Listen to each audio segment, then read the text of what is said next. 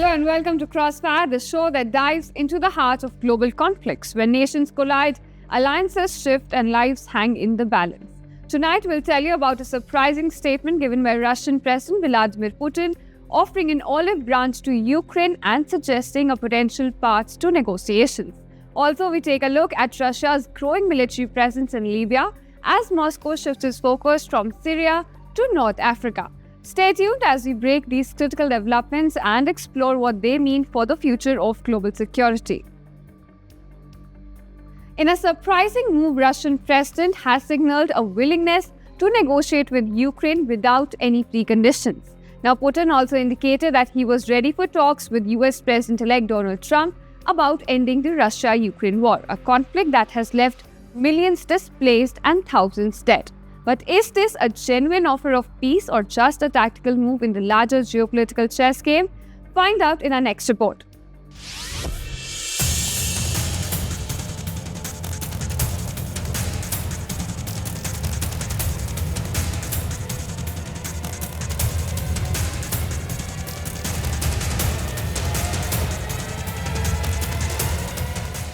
Russian President Vladimir Putin is signaling a potential shift in his stance on the war in Ukraine. This, as he suggested the possibility of talks with Ukraine without setting any preconditions. This is unprecedented. Further, in his recent appearance on Russian state TV, Putin said he is ready to meet President-elect Donald Trump to discuss an end to the war. Trump, known for his self-styled negotiating skills, has vowed to resolve the conflict quickly, though he hasn't outlined his plan yet. Now, Putin's comments have raised eyebrows. As for long, Russia has been insisting that Ukraine must abandon its ambitions to join NATO before any discussions could take place. But now, priorities seem to be changing. The Russian president says there are no conditions to start talks with Ukraine, adding that Moscow is ready for negotiations with anyone, including President Volodymyr Zelensky.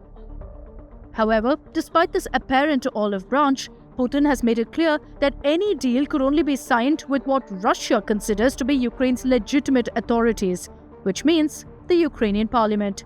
So for now, Zelensky's future as a signatory of any deal is unclear, as his term is set to expire soon and he would need re-election to be recognized by Moscow.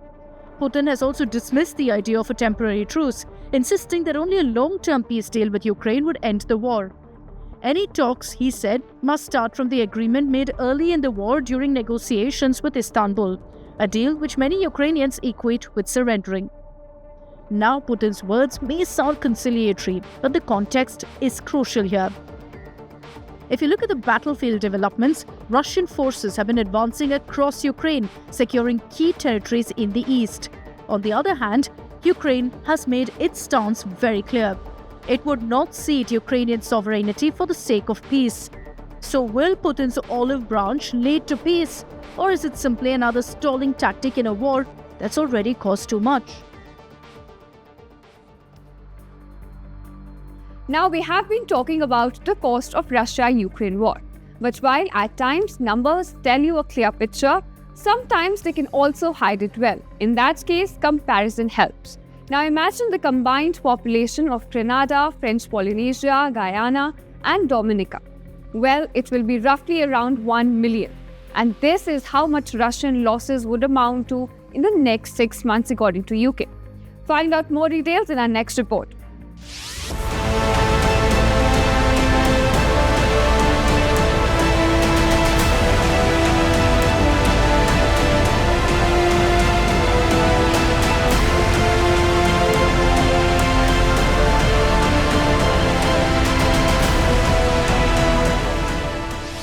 The human cost of the Russian-Ukraine war continues to escalate, with devastating consequences for both the nations.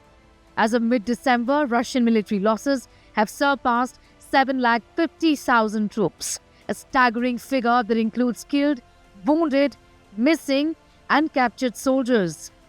This figure is in line with Ukraine's general staff estimates, though Moscow has not disclosed its official casualty numbers.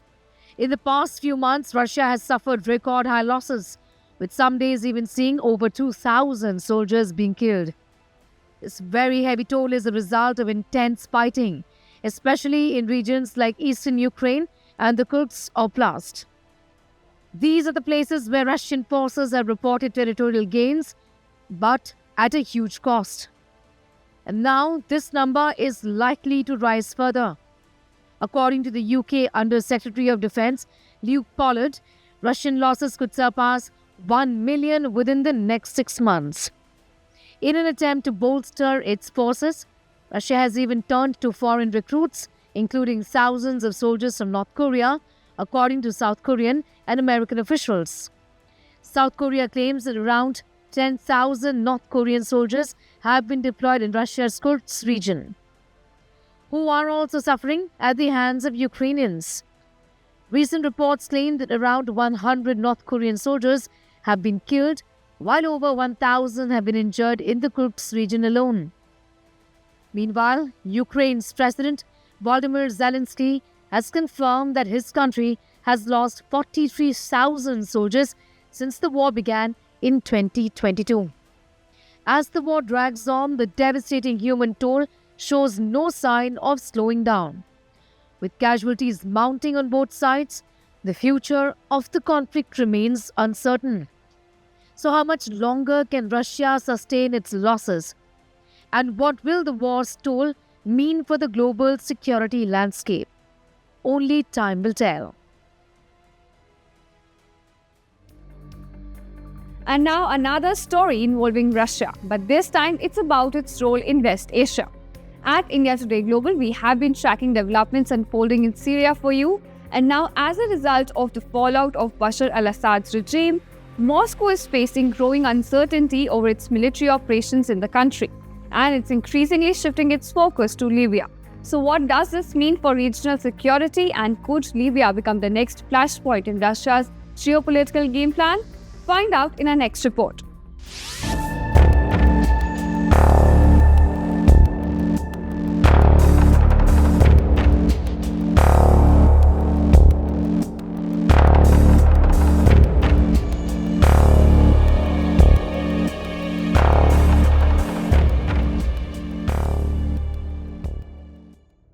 Bashar al-Assad's fall in Syria has created ripple effects across West Asia, but its ally in the region, Russia, has been impacted the most.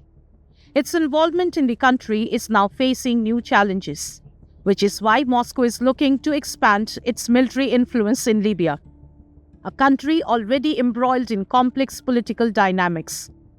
Since December 8, Russian cargo planes have been making regular flights to Libya, delivering military supplies to the Al-Khadim air base in the eastern part of the country. Reports indicate that at least 6 cargo planes, including Il-76 jets, have made the trip from Moscow and Minsk to Benghazi, signaling a significant shift in Russia's logistics strategy. This surge in air traffic comes amid growing uncertainty over Russia's military presence in Syria, where political unrest has raised questions about the sustainability of Moscow's naval and air bases. Russia has moved its naval vessels from the Tartus naval base and drawn down equipment from its Khmeimim air base. These bases support Moscow's Africa Corps in several African countries, and at the same time help Moscow maintain its presence in the Mediterranean Sea. So Libya seems to be emerging as a potential new hub for its military operations. But the situation is complicated. Russia has so far supported forces loyal to Khalifa Haftar, the strongman who controls eastern Libya. But Prime Minister Abdul Hamid Dbeibah, leading the government in western Libya, has criticized the influx of Russian military supplies. He has described the development as a threat to national peace and security.